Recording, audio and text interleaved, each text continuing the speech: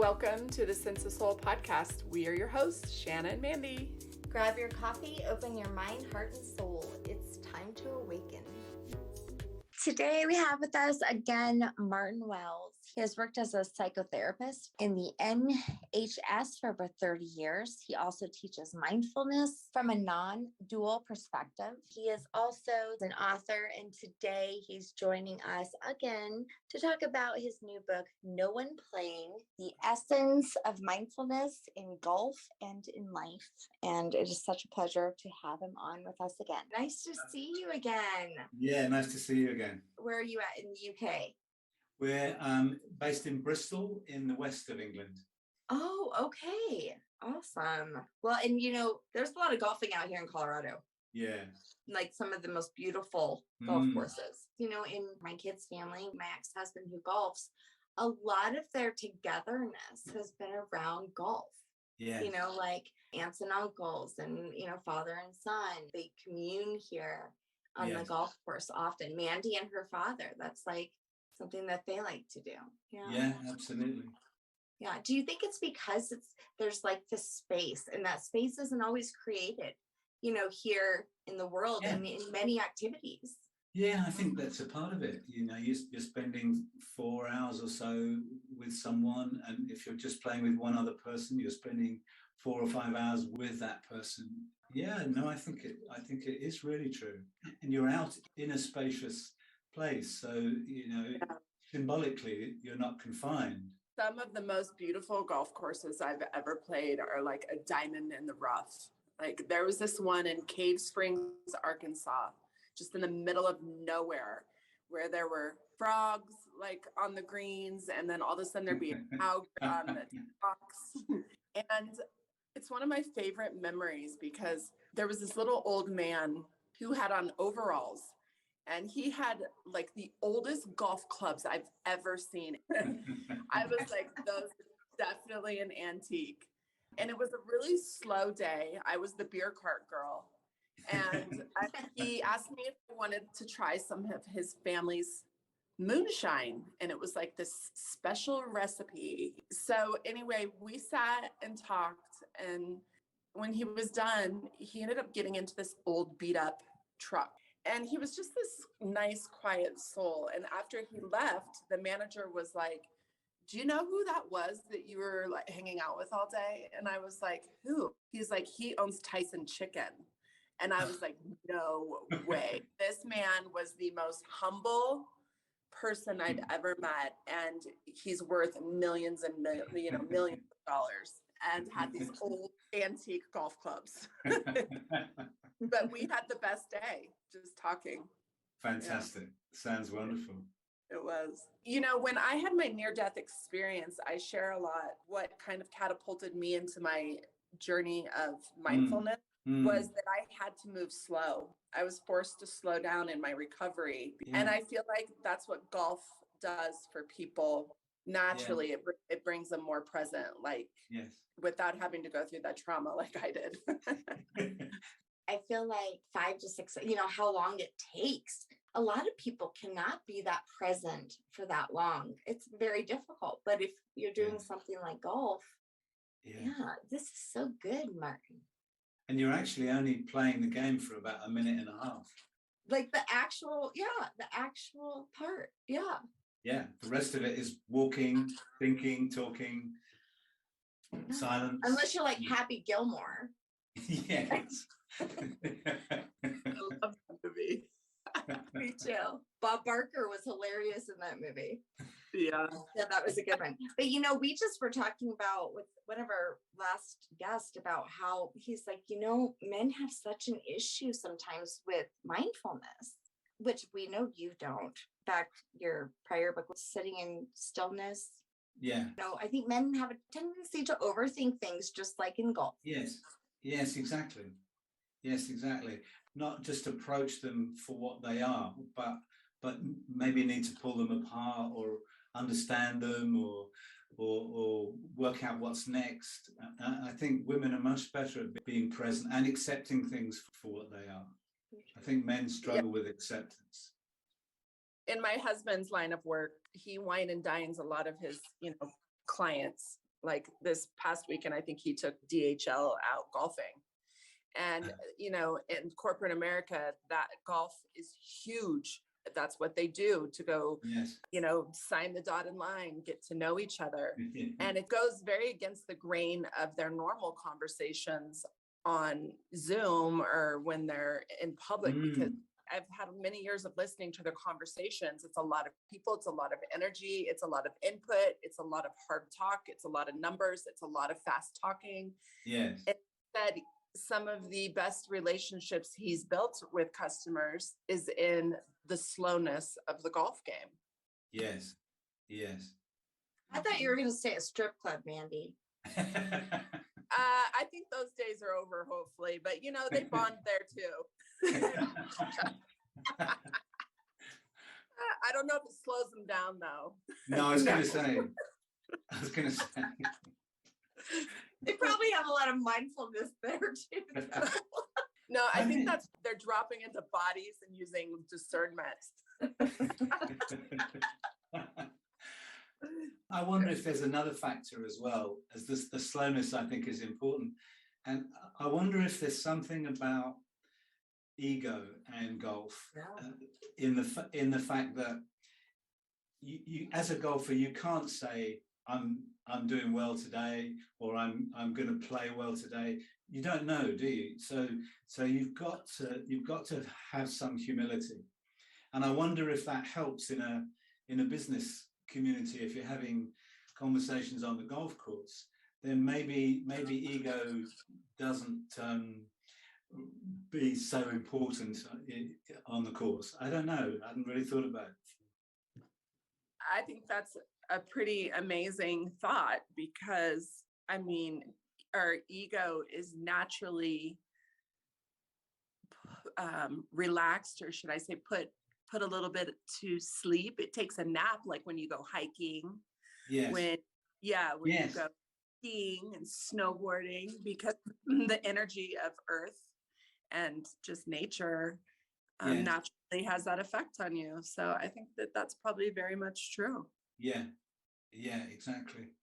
So when my husband and I are going to have a big fight, or we need to have some rough conversation, I'm going to make sure I take him to the golf course to do it, so his ego doesn't get in the way.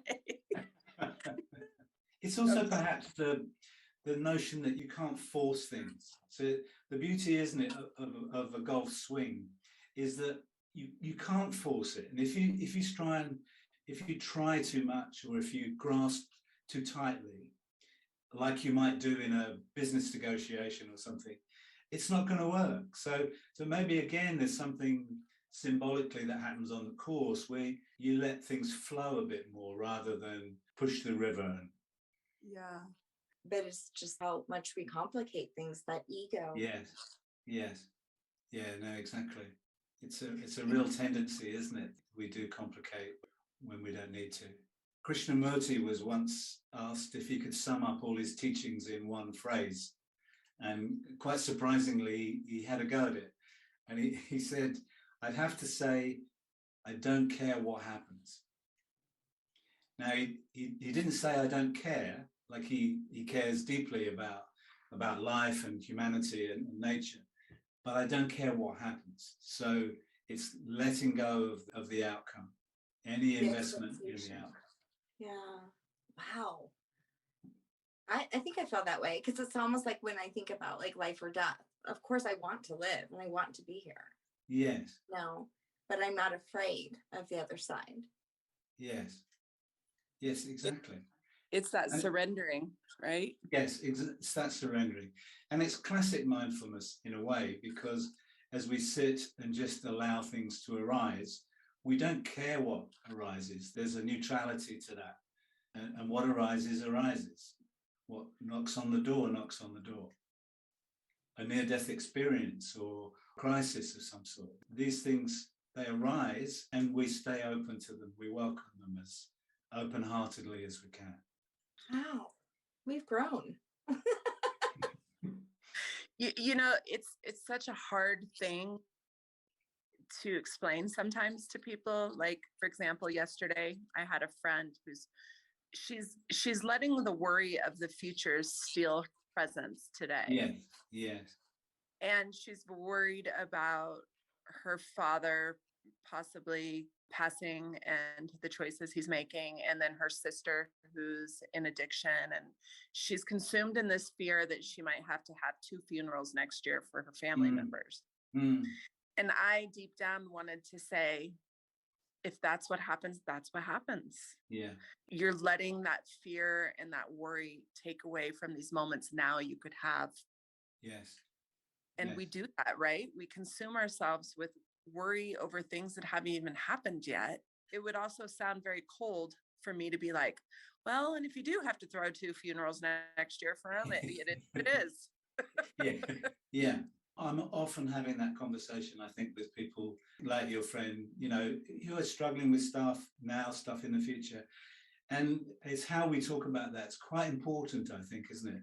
So we don't sound like we're some new age people who are just dismissing something or dismissing the pain or the suffering that's going on in the mind. But also we want to help them cut through that so they don't keep getting caught with it. And of course, it's easier with a friend, isn't it? Because they know that actually we're on their side. We're not saying that in any way to hurt them, but to liberate them, hopefully. In your new book, No One Playing, you go through these many lessons in your many different chapters. You are teaching mindfulness and these things to the reader. They're learning through these stories on maybe even realizations that are common to most all of us. Yes. I would say the essence of mindfulness, because mindfulness, of course, because of anything that becomes popular, starts to get colonized a bit by people who think maybe that they know more about mindfulness than the Buddha or something. And, we need to be careful with it, I think. But I think the essence of mindfulness is that pure presence. It's not about progress or getting any further or self-improvement. It's about a realization of our true nature. Kind of like when I was crocheting, like I told you. Yes. That's an essence. In a way, that crocheting you were talking about, there's no one doing it. There is crocheting. You're not thinking, I should do this, or maybe no. So there's a loss, there's a dissolving of the self, of the I thought, and there's just an immersion in whatever activity. And of course, babies and animals do that all the time.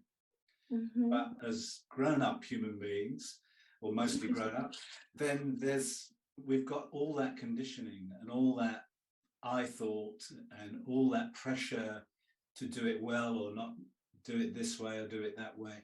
And we're returning to that pure state, that infant state where we can see things as they are and immerse ourselves in. Besides golf, what other things take you out of that ego and into the I? Everything. Ideally everything, because then life is a meditation or a form of yoga. But I'm fortunate in my work as a therapist and teacher of mindfulness is that each time I sit with someone, then hopefully that's an immersion in the process, in the relationship. So one thing that can happen in working in coaching or counseling or psychotherapy is that we can be a bit too tuned into ego. What do I need to do here? Or am I doing it properly? Or I need to be helpful, those sorts of things. So for me, working is meditation. This talking to you is meditation because it's observing ego, but it's not coming from ego. So it's coming from a source. Well, the name of your podcast, it's coming from that sense of soul that connects us beyond the human. So all of it is meditation. All of it. Wow, I love that. Yeah, and the way you speak, though, it brings me to mindfulness. Yes. Yeah. That's a trained thing, is it? Well, the naming of the first book was Sitting in the Stillness. And that came from, I met a Chinese Buddhist nun who worked in our psychiatric hospital. She was only 30-something, but she'd been a nun for half her life, really. And she ran a meditation group on a psychiatric ward, so some people who were very distressed and upset. And it was successful. And I said to her, well, how would you describe what you're doing? And she says, I sit in my stillness and I invite people into theirs. Okay? So I sit in my stillness and I invite people into theirs. And I think that's what you're talking about just in that moment there. So there's an invitation. We all know people we've sat with and been with, and just sitting with them is an invitation into our own stillness. And notice it's not something that's passed from one to another, like a do this and then you'll feel better. It's a resonance between beings where the invitation is through that being. And it's not a doing either. Such duality that you are so focused, but yet there is no work to focus. Exactly. There's a lovely little Zen poem which I think sums it up. I don't know who wrote it. It's an ancient Zen poem. And it says, nowhere to go, nothing to do, no one to be. And just those simple three things. So, of course, nowhere to go means we sit in our stillness. There's nowhere to go physically or mentally in that moment. We're just here, like the crocheting, just there you are, nowhere else to be, nothing to do. So the doing is not an action that comes from ego or mind. Any doing comes spontaneously. Like in Buddhism, it's called right action. It's just like it comes from the source, from a place of stillness. And no one to be, so nothing to prove, or no performance, no worries about how people will see me, or all of that can just fall away, so that then we can be true to who we are and true to this moment, whoever we're talking to. And I know that if you practice mindfulness, even on your busiest day, it actually will help you. Yes. And the thing to remember is the stillness hasn't gone anywhere.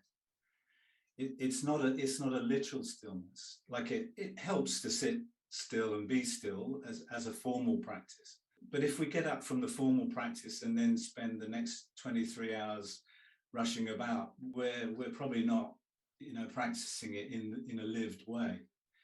But the thing to remember is that the stillness doesn't go anywhere at all. It's always present there in the background.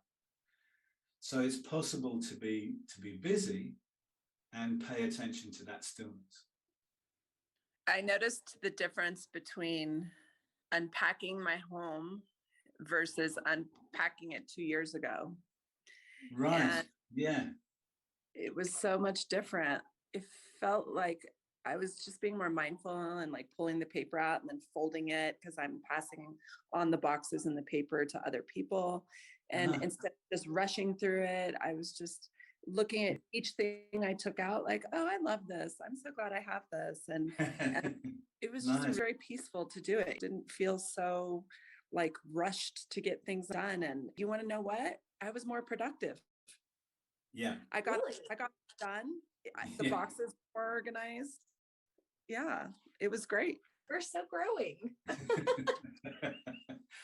That's such a good example, isn't it? That we think that it's the busyness that makes a difference, but actually, when we bring a stillness to an action, it's got a different energy to it.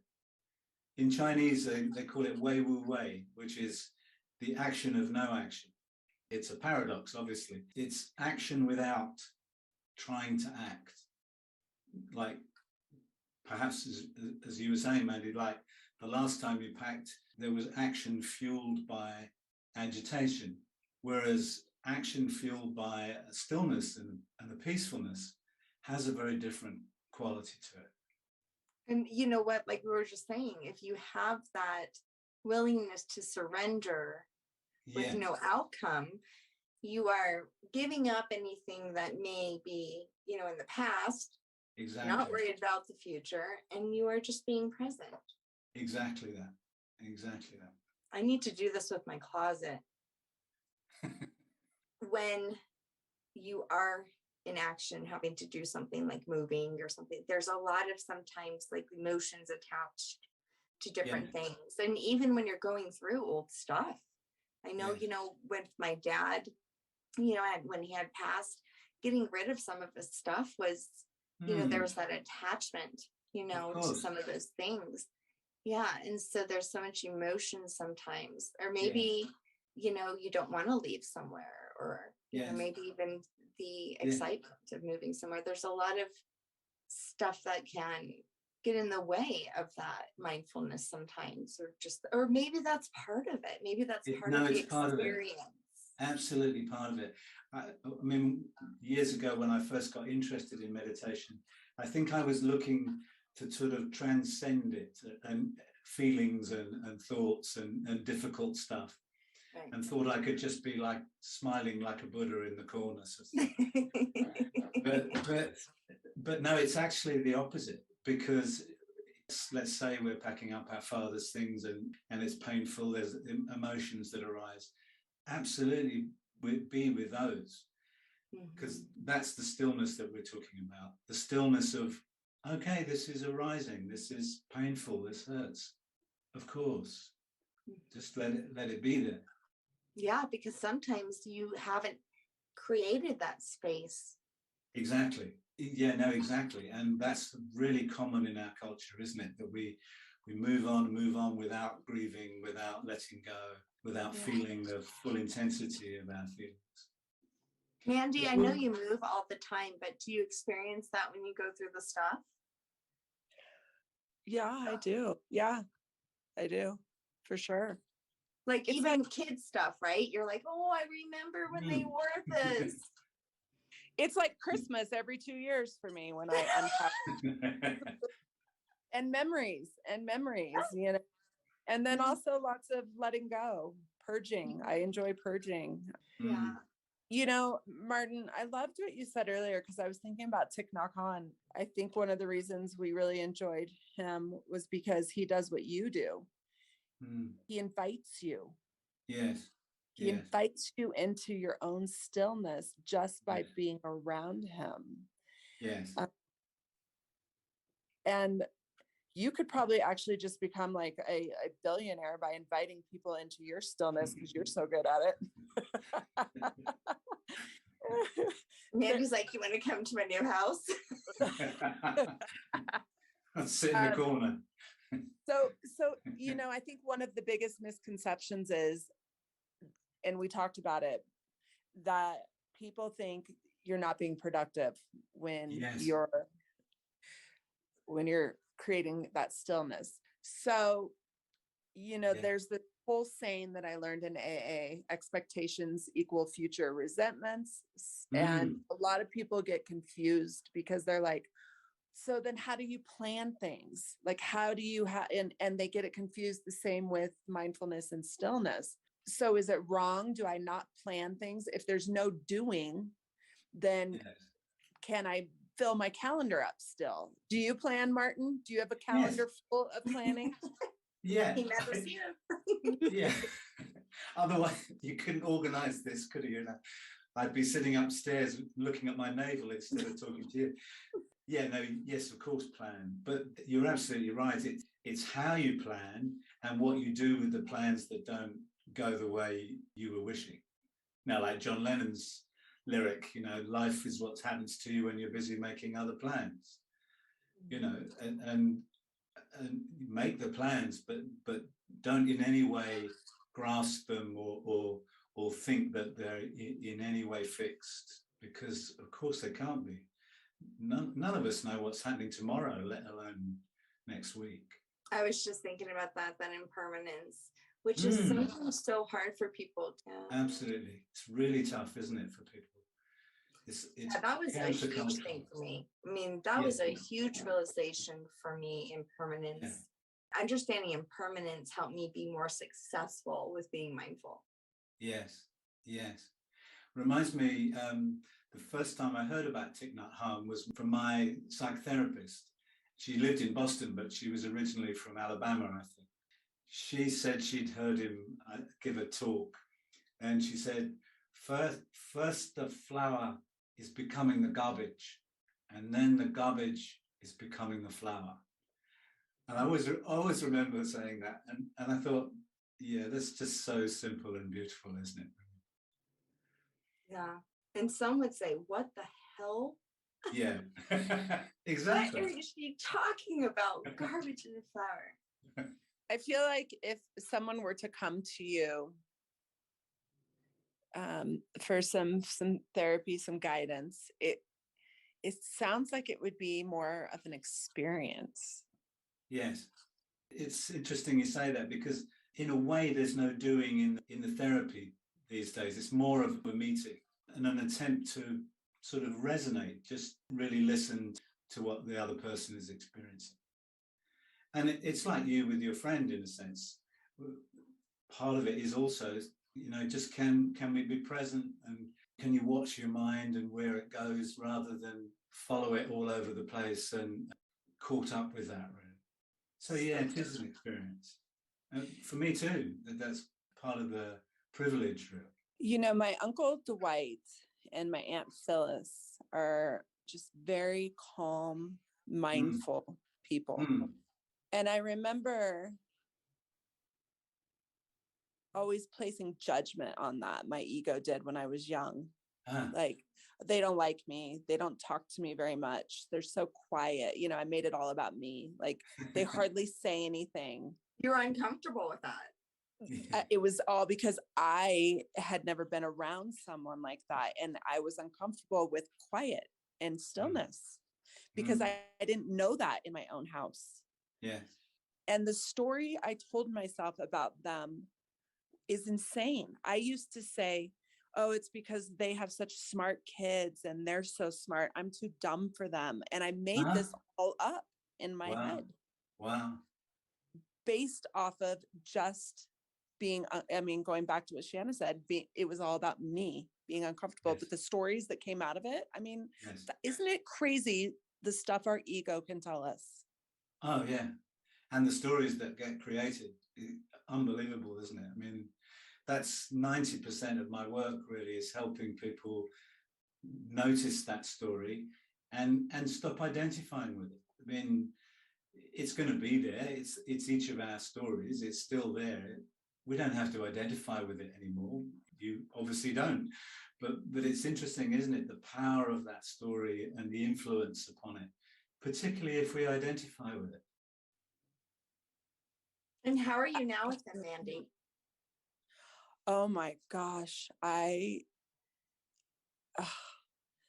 They're just so beautiful. And I feel so heard when I'm around them, because they're not trying to just come up with words to respond. So they're amazing listeners. They share beautiful stories about traveling and what they've learned all over the world. And they're just calm. They're calm and wise. And my brothers and I created this story together because we used to sit at the kids' table at Thanksgiving. Yeah. Yeah. I don't know why parents do that. And then when you're like a teen and you have to sit with like the little kids, you're like, this is bull crap. This chair is so small for me. But me and my brothers used to sit there and be like, we can't talk to our cousins because that family is just too smart for us. They just think we're dumb. That's so sad that we thought that. And they aren't at all like that. They're non-judgmental. They're kind. They're wonderful. The power of projection. The stories we tell ourselves. I have a dish towel that Shanna and I had in our truck that says, bury me on the golf course so my husband will visit me once in a while. I have a lot of clients who don't really come to me for self-care. They're coming to me for their golf game. But that is their space. That helps them, get to this place that so many of us, have seen it as such a challenge. Yeah. We had this one lady, Anna, and she taught us about light language.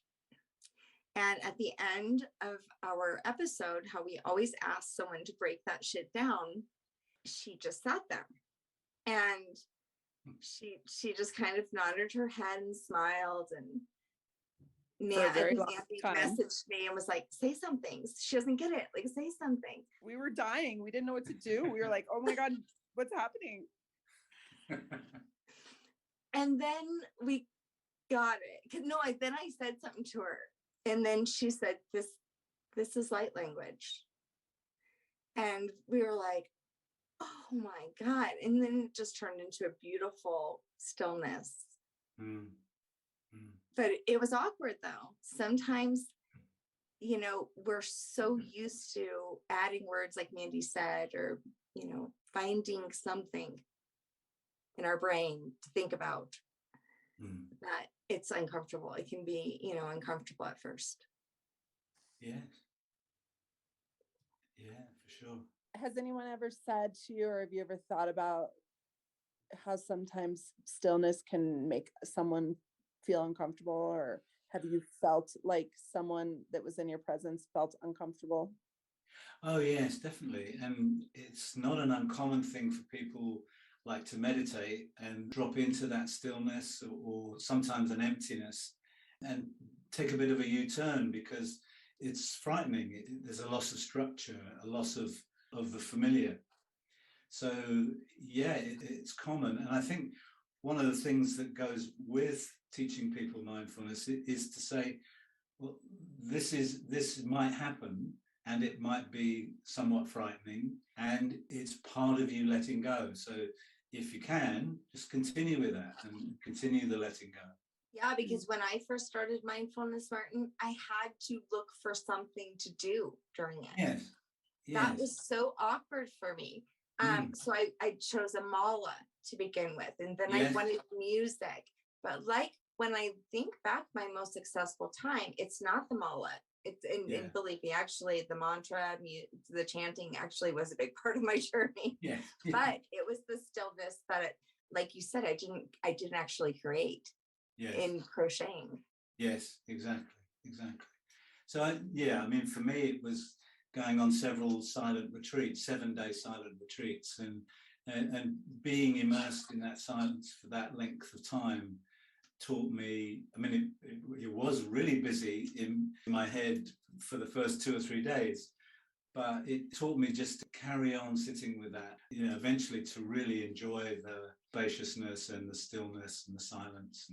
But most people in our culture aren't conditioned to stop and just be. We're supposed to be getting on with something or doing something. I mean, the most quiet I can get might be if I go clean that closet, lock myself in there for the rest of the day. You're talking yourself into it. I am. I'm really, I'm really close to it right now, and it's like bothering me. I'm like, I need to do this. There was this song that I remember really affected me once, and it was by Metallica. It was called One. And it's about a gentleman who gets his arms and legs blown off by a landmine in war, and he ends up, blind and deaf. And I remember thinking to myself, like, even just right now, I could barely breathe thinking about it, because that used to scare me so much to think of being stuck in my own head. That's the stillness of not being able to see anything move around you, and then to also not be able to hear. And that song just made me so sad for this man that it happened to. And I will say, as I've gotten older, it doesn't scare me as much. And I think that that's growth, because that would be the ultimate stillness, which in reality is kind of the place I experienced when I had my outer body experience and my near-death experience, because my body was gone. You don't see with eyes, you don't hear with ears. So it doesn't scare me as much anymore, but that song was very powerful. It's like being alone. So many people fear of being alone. It's uncomfortable to be alone. Yeah. And I think that if you can be alone, and I don't know though, Martin, I mean, if you can be comfortable with that inner voice and with just being still, do you think that if for some reason everyone left and you don't, and you understand the impermanence, Yes. you know, those things will help a little bit if the whole world did disappear and here you are? Yes, there's a Catholic writer who I quite like called Henri Nouwen, and he said one of the spiritual challenges is to move from loneliness to solitude. So in solitude we have just a relaxed way of being alone, and we don't desperately need other people to fulfill ourselves. But in loneliness, of course, we do need other people, otherwise we don't feel enough or fulfilled.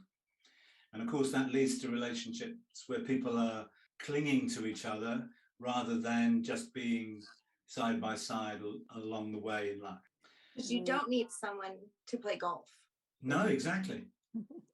In the book, I'm not playing with someone. I've got the Asian guy in my ear, but no, I haven't. I'm playing on my own, and you can play on your own. Mm-hmm. That's interesting. When I had my near-death experience, there was an Asian girl who came with me, but she didn't talk. Uh-huh. She just sat with me, and then when I was feeling anything, she would just come over and touch me with her energy. Wow, lovely. I know. Beautiful. So tell us about your golf game. Come on, let's get down to the nitty and gritty. What's your score? Well, I'm still playing off 9, so single figures, and I play once a week, mostly with a friend of mine, and we play on really. You talk about beautiful courses. It's about 45 minutes drive from here. It's 900 feet above sea level, so it's on a sort of plateau, and you can see 30 miles that way, 30 miles that way, 30 miles that way from one part of the course. It's really stunning. That's amazing. Is he a physical friend, like a real friend? Oh, yes. Yeah, I do. I do have some real friends. Oh, that's good. Did you have a lot of imaginary friends when you were young? No, I don't think I did. I don't remember having an imaginary friend. I was on my own till 7, and then my brother was born when I was 7. Me too. Yeah. Yeah. I was in Lake Havasu, Arizona, and we always go there because the lake itself is just beautiful. A lot of boating, and it was kind of a windy day, so we decided to go on like 40 miles to this like desert town. And we found this golf course that is the most beautiful golf course I've ever played. It was nothing but desert, but it had like these rock formations, and there's this one hole where you would hit the ball and you could hear the ball ricochet off the rock walls. Wow. If you had any like type of what I can't even think golf right now because my brain is fried. What do they call it? Slice. If you had any sort of slice, you were screwed on this hole. You would hear the ball ricochet off the walls. But I think what's been cool for me with golf too is experiencing the different types of courses, the different types of landscape, bring a different energy to the game. And so I think that that's also the aspect of golf that people don't realize is you get to see so many different landscapes that are so beautiful in different ways. Yeah, absolutely. Yeah. I've just booked up to go to Bandon Dunes Golf in Oregon in August. Ooh, beautiful. Part of the, do you know the Shiva Science Society? No, tell us about it. So the Shiva Science Society grew out of Michael Murphy's book, Golf in the Kingdom. He wrote in the 1980s, which I'd really recommend to you. It's a wonderful book. And out of that came a society interested in learning about the inner game, about the mind, mindfulness. That was the purpose of the society. Wow. So Google them and have a look at the website. for me, it's a lovely society to be a part of, because it's exactly what floats my boat, really. Well, Martin, it's been such a pleasure to have you on again. For me too. So, No One Playing is the name of your new book. They can find it anywhere. I mean, I've looked at it, found it everywhere pretty much. Yeah, I heard through the grapevine that the buyer for Barnes and Noble really liked it. That would be a place. I know that they've got quite a few copies because I think she bought some. So. Awesome. Is your next book going to be No One Fishing? It's true. It's like you can find mindfulness and stillness in everything that you do, and even in the closet that I have to clean today. Absolutely, definitely. And Thich Nhat Hanh taught that, didn't he, beautifully? Yeah. Mandy, the next book is a book of poetry. Comes out in November. Oh, yay! Will it be like Zen poetry, kind of? Yes, it's sort of mindfulness, non-duality poetry. Perfect. Well, then we can't wait to have you on again next year then. Let's do it. We'll just do once a year. And now it's time for Break That Shit Down. I think, given what's going on in the world, I'd like to say a little bit about Ukraine and Russia and how we as beings manage that. And of course, you've mentioned Thich Nhat Hanh, of course, committed his life to peace and talking about peace. And someone was telling me the other day that he tells a story of someone, a rape, where I think it is a fisherman actually rapes a young girl. And in his contemplation of it and his meditation of it, he said, I am that fisherman. I have that potential to be that fisherman. So being peaceful isn't saying, I'm not like that. It's saying, I have the potential to be like that, but I'm not hopefully going to act that out in the world. So a few of us therapists in the UK have been talking about, for example, how we might look at Vladimir Putin and claim those qualities as us, not try and distance ourselves from them. So we might say, which is true, sometimes I invade people's space. Sometimes I like to be right, even though I'm not. Sometimes I might bully other people. I might bully myself internally. You know, all these things are possible within every human being. The challenge in that, this is where we come to mindfulness and non-duality, is that whilst we say, I am that, we also at the same time say, I'm not that. Because Vladimir Putin ultimately isn't that either. Our true nature is loving and connected and peaceful. So we're not that, but we can't take the bypass. We have to claim all our potentialities. And then in relationships with others, we can notice our potential for those things and act in a different way, act in a loving way. Wow. Thank you. Thank you for that perspective. And it's interesting because I had a moment where I sat and I thought, wow, he's gone too far. I know how that feels. Yes. And you're just like, I've dug myself a hole. How am I going to get out of this one? I think that might be how he feels. And, and that was a moment where I connected to that. Exactly. And that's what Gandhi meant, I think, when he said, be the change that you want to see in the world. Yeah. So you catch yourself noticing that, you might go too far. It's a good example. You've gone too far. Because it doesn't mean that we're going to, bomb the country next to us. It just means that that human dynamic is possible in us. And of course, if we establish that inner peace, whilst noticing that potential maybe to go too far or whatever, then of course, we're not only making a contribution here in terms of ourselves, but also in relation to anyone we're with, our families and friends, etc., communities. But even beyond that, because there's a collective consciousness that feeds into. Great reminder. That was so powerful. I've said this like the last 4 episodes, but I keep saying it over and over, is I've slowly figured out that everything you see or experience or do ultimately it comes back to you.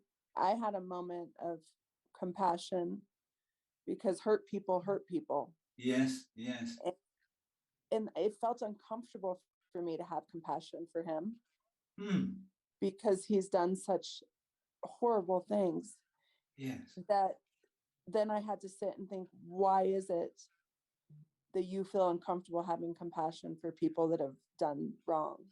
So there was a learning in it. And I think you're right. We can all take what's happening and learn about ourselves and then be the change we want to see. So thank you for that.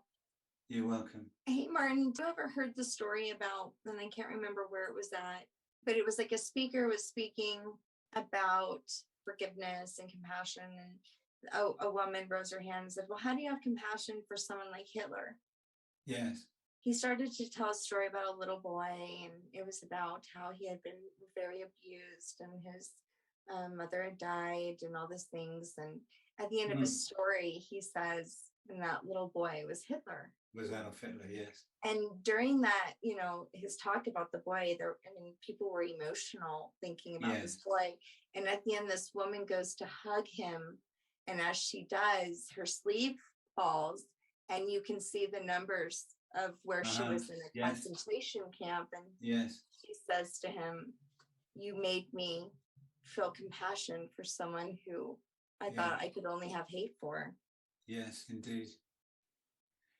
And we see it, don't we, particularly with the sort of narcissistic leaders that have been coming to the fore in the last few years. For me, Donald Trump and that whole thing was fascinating to watch and to understand as a therapist.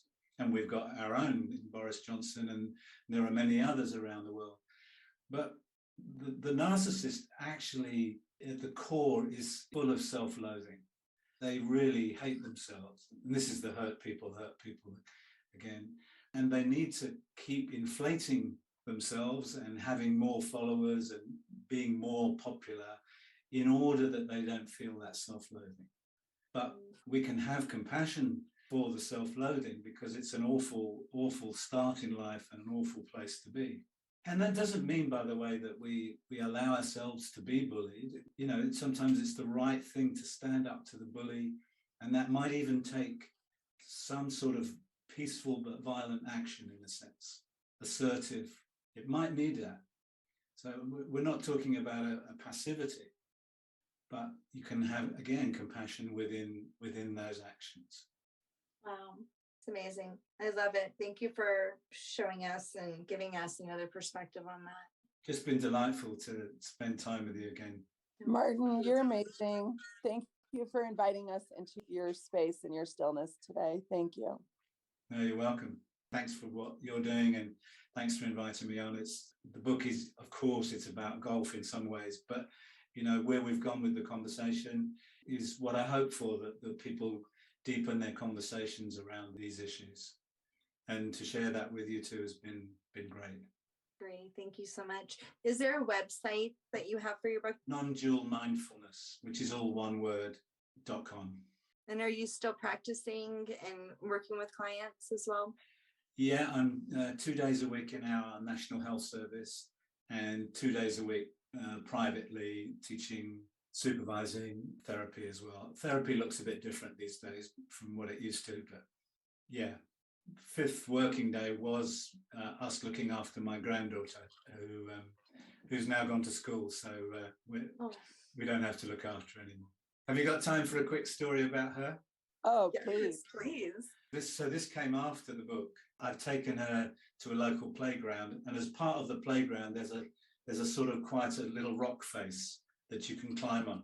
She's only 3.5 at the time, and she starts climbing up, and I say, well, maybe you should put your hand there and your foot there. There's a nice little handhold there. And she looked up at me and she said, stop giving me instructions. They're a distraction. 3.5. She could have written a book, couldn't she? Right. I was thinking there's so much behind that, isn't there? Yeah. First of all, great language for a 3-year-old. Yeah, not bad. Yeah. Yeah, we'll have her on in a few years. Okay. Oh my God, I love that. Wow, that's smart.